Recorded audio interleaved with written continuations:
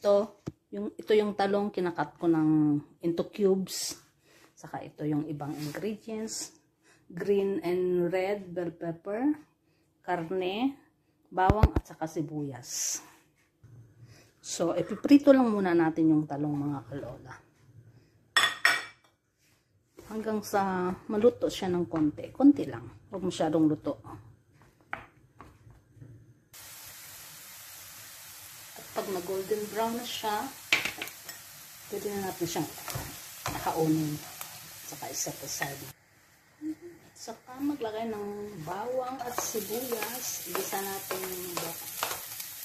Igisa ng bawang at sibuyas. Green and bell pepper. Green and red bell pepper.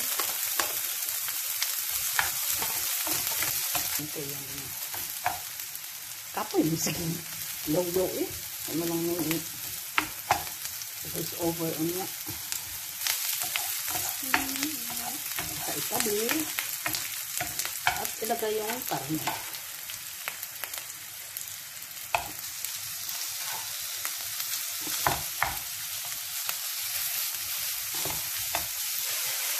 Lagyan ng asin, paminta, haluin lahat sa katawan, hayaan ng mga 5 minutes.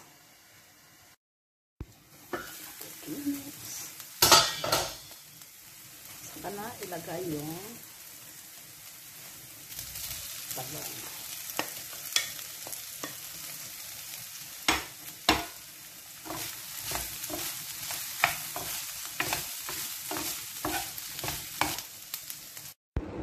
Ito na mga kalola ang talong na patsambahan na luto and rice for my brunch.